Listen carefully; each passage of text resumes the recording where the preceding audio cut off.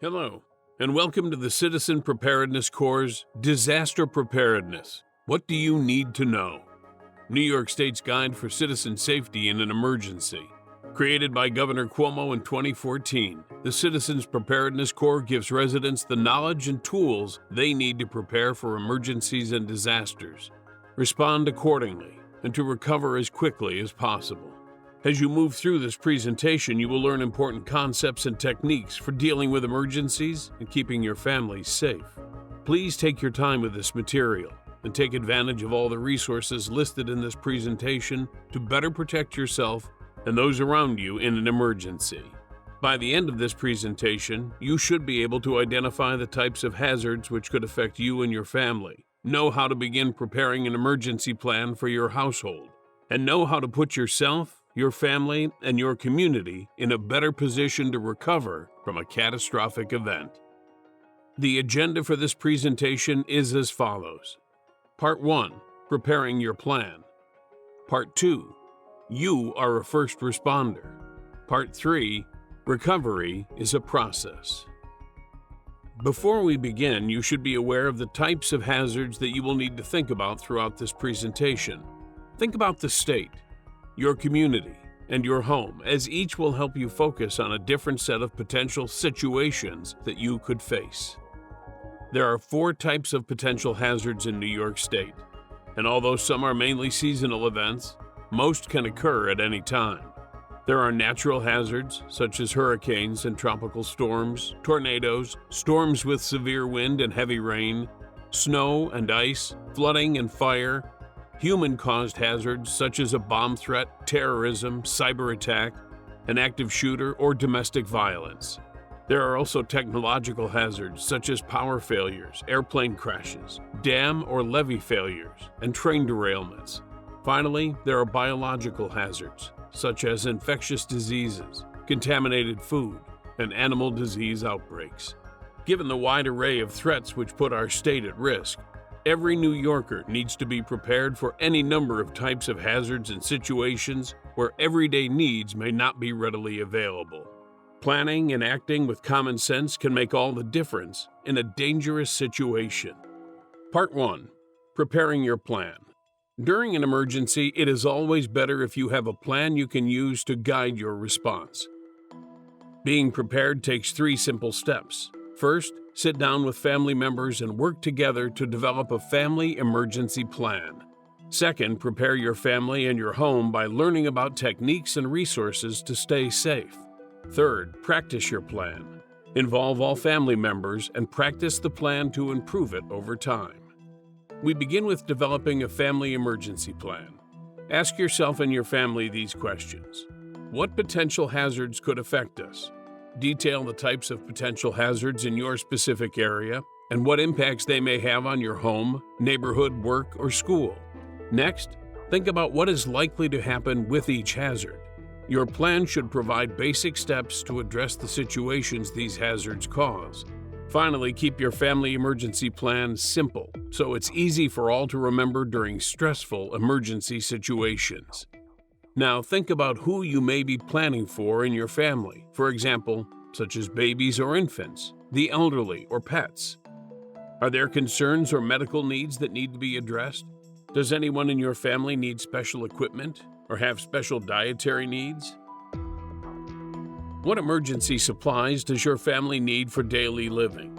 Are these supplies assembled and easy to retrieve? And have you considered what is essential to each member of your family, such as a favorite stuffed animal or toy for a young child? Where will you go in an emergency, and how will you get there?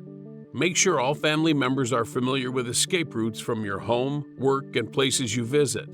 If you are somehow separated from loved ones, ensure that your family emergency plan includes 2 locations where you will meet up.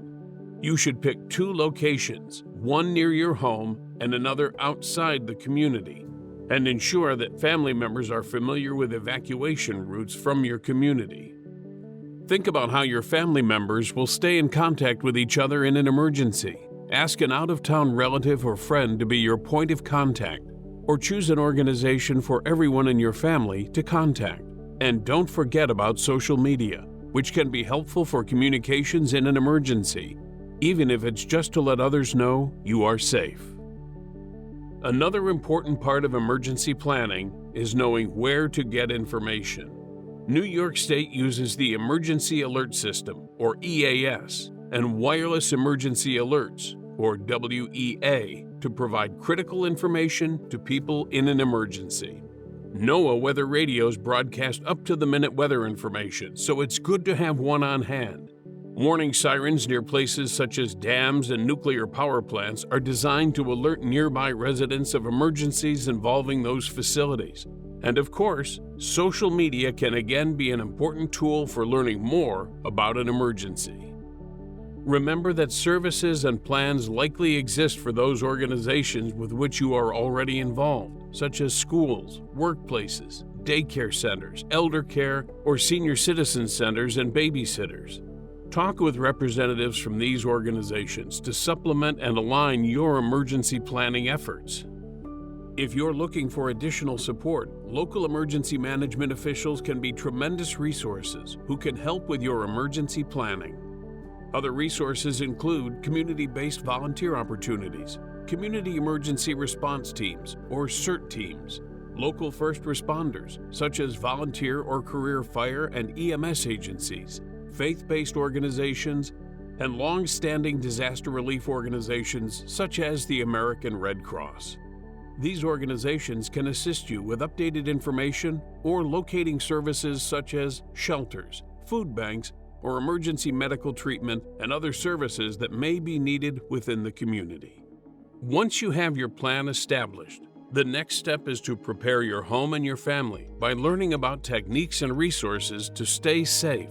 You can take steps now to better prepare for an emergency by learning about basic first aid, having a first aid kit and emergency supplies for every member of your family, including pets, acting to prevent fire and carbon monoxide poisoning, knowing to operate critical home utilities, knowing what type of insurance you have, practicing good cyber hygiene, and maintaining awareness of your surroundings.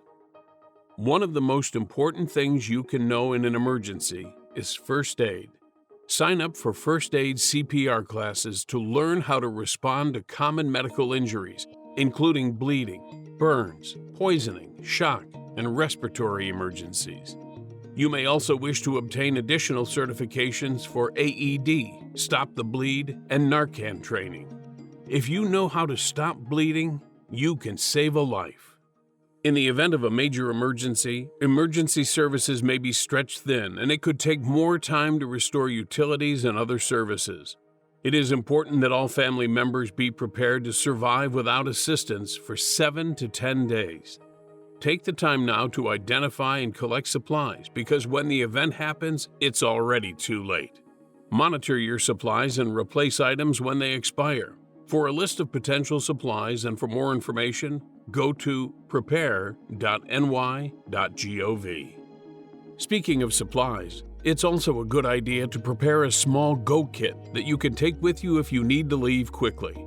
Your kit should consist of a sturdy bag, backpack, or duffel bag, water and container, non-perishable foods, flashlight and batteries, a small first aid kit, a signal whistle, moist towelettes, 10 days of necessary medications, and cash, and anything else that you will require for a week or more. Preparedness shouldn't just be focused on the people living in the home either. There should also be a focus on preparing the physical home itself. Fire is the greatest safety threat to the population in the United States, more than all other natural disasters combined. It is important to take steps to prevent fire and to teach family members about the dangers of fire. Talk with your family about things that could ignite a fire or contribute to greater fire spread or injury, including cooking, misuse of electricity, heating, open flame, smoking, and housekeeping. If you don't have smoke alarms or have outdated ones, install new alarms throughout your home and test them frequently. You should have smoke alarms in every bedroom, outside every sleeping area, and on every level of the home, including the basement. Remember to change the batteries in all smoke alarms when clocks are set for daylight savings time, or replace existing smoke alarms with 10-year no-tamper battery units. The sensors in fire alarms only last for 10 years. Turn your alarm over to see when it was produced. Do you need a new one? Home fire extinguishers can ensure a small kitchen fire does not spread and burn down your home or the neighborhood. Ensure fire extinguishers are available and that each person in your home knows where they are located and how to use it. It's also important to know the different types of fire and what extinguishers will put them out. As a rule, wood, cloth, and paper can be put out with water, while flammable liquids such as kitchen grease, oil, and gasoline, and electrical equipment such as appliances and televisions should never be treated with water. Always dial 911 before attempting to extinguish a fire. Never put your personal safety on the line when trying to put out flames. Carbon monoxide is called the silent killer because it is a colorless, odorless, and tasteless flammable gas that can do severe physical damage and even cause death. When installing carbon monoxide alarms in your home, be aware that the installation location for some alarms vary by manufacturer. Read the provided installation manual for each alarm. Locate alarms near sleeping areas, on every level, and in every bedroom to provide extra protection for loved ones. Remember, New York state law requires a CO alarm in every dwelling unit. To eliminate sources of carbon monoxide, follow these important rules. Do not use unventilated portable heating units indoors. Do not operate damaged furnaces, boilers, or heaters. And do not operate portable electrical generators indoors. Any of these activities can cause deadly carbon monoxide poisoning. When preparing your home for a possible emergency, you should know how to identify utility shutoffs and how to secure them. Electrical utilities include circuit breakers or fuses. Fuel gas utilities include natural gas or propane. And don't forget about your water supply.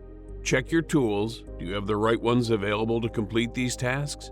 Remember that furnaces, electrical panels, water heaters, fuel tanks, and other utilities must be made safe before an event, and then again after the event if they have sustained physical damage or flooding. Once you turn off your utilities, you should never attempt to turn on any gas, electric, or water connections until the system has been inspected and approved by a professional. Also, don't wait until disaster strikes to review your homeowner's or renter's insurance policies. You should know now what is covered and what is not. Most policies do not cover flood damage. Ask your insurance agent for no and low-cost ways to reduce risk to your home. Photograph belongings and create lists, preferably digital, to catalog items and ensure replacement cost. Keep a copy of your information outside of your home. Maybe you have a safety deposit box, or a family member or close friend that will keep this information in another location for you. In the digital age, not all threats are physical in nature, and good cyber awareness and cyber hygiene is a critical element of staying safe from hackers, scammers, thieves, and other bad actors. Beware of common email scams. Use strong, unique passwords and do not share them with anyone. Don't click on links in emails or on social media that look questionable, especially from those that appear to be from banks, credit card companies, government agencies, or other organizations. Monitor your online financial institutions. Do not send personal information in responses to emails, including Social Security or Medicare, and regularly back up important information. Finally, practice makes perfect, especially when it comes to emergencies. Ask yourself and your family these important questions on a regular basis, whether it's month by month or at the very least annually. Does everyone in the family know the plan? Does everyone know who to contact and where to go? Where are your go bags located? Have supplies been checked? And do you need to update the plan? Part 2. You are a first responder. In an emergency, it's important to remember the first responder is you. During an emergency, don't panic. Take a deep breath and assess the situation. Use your senses. What do you see, hear, or smell? Rely on your training and planning to take action. When it's safe to do so, check on others. Continue to gather information and respond according to your situation, which may change as the incident progresses. If you have received first aid training, first check your surroundings to make sure it is a safe place for you to be. Next, call for help if needed. Remember that emergency services will be busy during a disaster, so only call if you cannot manage the first aid need. Finally, care for the injured person by providing physical and emotional care to the level for which you have been trained. In the event of a major emergency, you may be asked to take one of two actions, either shelter in place or evacuate. If you are asked to shelter in place, take the following steps. First, let someone know where you are. If it is safe to do so, check on and help your neighbors, especially seniors and others who may not be able to care for themselves. Monitor alerting systems such as NYS Alert for notifications and ensure that you are receiving constant information from authorities. Stay away from damaged utilities and all downed wires. Treat any downed wire as if it were live. If you are using them, generator and space heaters must be properly ventilated. Review safety recommendations to ensure your safety. And remember to use 911 for life-threatening emergencies only. In an evacuation, as with sheltering in place, the first thing to do is let someone know where you are and where you plan on going. If you have time, check on neighbors. Before you leave, secure your home by moving valuables to a safe location, turning off utilities, locking doors and windows, and boarding up the home. Leave in an orderly manner and follow only official instructions. Know your destination and routes in advance. Take your Go Kit with only the most essential items: water, food, flashlight and batteries, first aid kit, medications, cash, etc. Do not return home until local authorities advise you that it is safe or all clear, and plan on what to do with your pets in an evacuation. Check that where you are going accepts pets. If you find yourself in a situation where you are completely or partially trapped, first, don't panic. Ask yourself these questions to help you stay calm and get help. First, are you able to get to a phone or cell phone? If you can, call 911 and explain your situation. If you cannot get to a phone, can you call for help? Do you have something you can use to get attention, such as a whistle or a surface on which you can tap or bang? Do not continually yell because it will tire and dehydrate you. Ask yourself, what is trapping me? Is it a blocked exit or debris? Am I injured? How? Can I move whatever is blocking my escape? Escaping partially collapsed structures is like playing Jenga. Shifting the weight of heavy objects can cause further injury, so be extremely careful. If you encounter a situation in which someone else is trapped, first ask these questions. Can you hear them calling out or making noise? Are they within sight, and can you reach them? Are they conscious or unconscious? Can they answer questions? Do they seem to be alert and oriented? Can they move on their own? What is trapping them? Blocked exit? Debris? Injuries? Can you free them safely? If not, call 911. A boil water order is often issued by local authorities as a precaution when drinking water is suspected to be contaminated by pathogens. If you have any doubt regarding the quality of your water, boil it using this method. Strain the water through a cheesecloth, coffee filter, or another clean filter material. Bring water to a rolling boil for 2 minutes, then let cool. Pour the water into a container that has been boiled or sanitized with chlorine bleach and refrigerate until use. Do not store water in sinks or bathtubs. Do not use unboiled tap water to drink, prepare food, or even brush your teeth. And make sure you do not give unboiled water to pets. If you experience a fire, the first rule is get out, stay out, and call 911. Yell fire several times to alert anyone who may be in the vicinity and go outside immediately. If closed doors or handles are warm or smoke blocks your primary escape route, use your second way out. Never open doors that are warm to the touch. If you must escape through smoke, get low and go under the smoke to your exit. Be sure to close doors behind you. If smoke, heat, or flames block your exit routes, stay in the room with doors closed. Place a wet towel under the door and call the fire department or 911. Open a window and wave a brightly colored cloth or flashlight to signal for help. Once you are outside, go to your meeting place and then send one person to call the fire department. If you cannot get to your meeting place, follow your family emergency communication plan. If you see suspicious activity, do not take direct action. Do not confront the individual and do not reveal your suspicions. If it is safe to do so, record as many details as possible about the individual and their activity, and notify authorities as soon as it is safe to do so. If you have a smartphone, download the See Something, Send Something app from New York State. In any circumstance, if you believe you are in immediate danger, call 911. If you observe suspicious behavior, call the New York State Terrorism Tips Line at 1-866-SAFE-NYS. An active shooter is defined as someone who actively engages in killing or attempting to kill people in a confined and populated area with a firearm and has no method to their selection of victims. The sad reality is that an active shooter incident can happen anywhere at any time.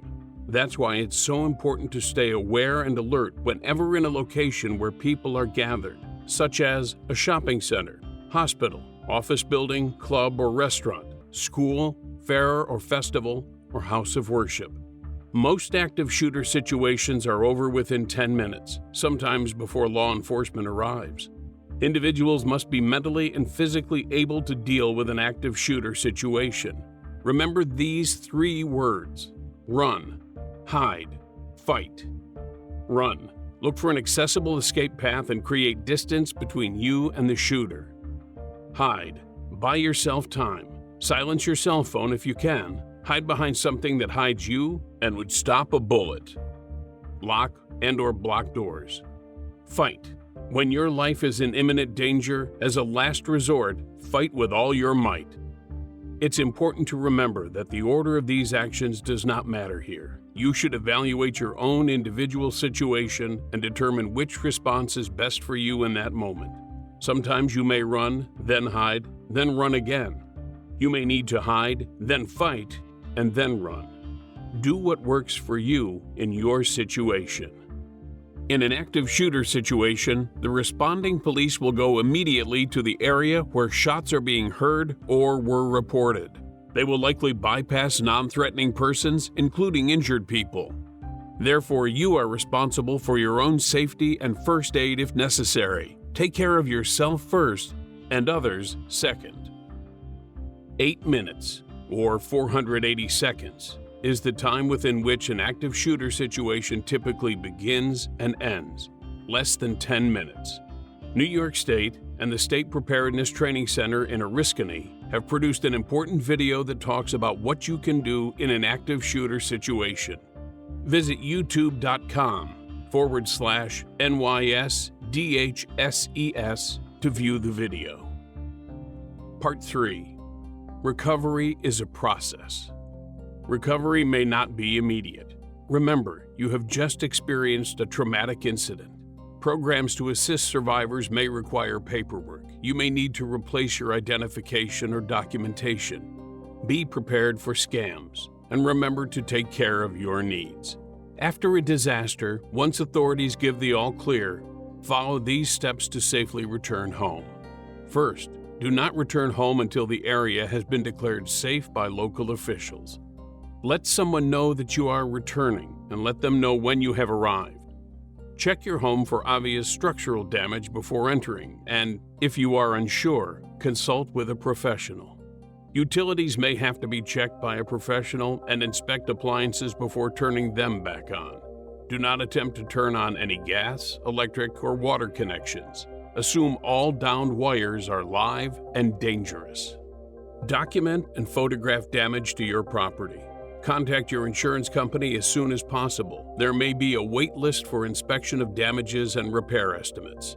Be wary of fly-by-night contractors and report any scams. Local authorities will provide instructions on disposal procedures, including food, household waste, and debris. Contact your local emergency management office to determine if there are disaster assistance programs in your community.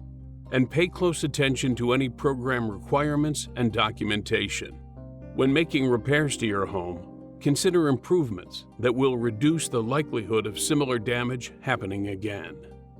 Any disaster can be emotionally draining for anyone involved. Everyone exposed to a disaster will have a reaction in the immediate aftermath. For most people, fear, anxiety, and confusion will gradually decrease. Pay attention to yourself and those around you to see if they are overly stressed during a disaster. Make sure you seek appropriate counsel if you feel overwhelmed with fear, anxiety, or confusion. Support could come from a mental health counselor, the clergy, or other trained professionals. Following the information and guidelines in this course presentation can help save your life in an emergency. For more information, please visit www.prepare.ny.gov or reach out to your local emergency management office and get started on your family emergency plan today. Don't forget to include your whole family. Thank you for watching, and be safe.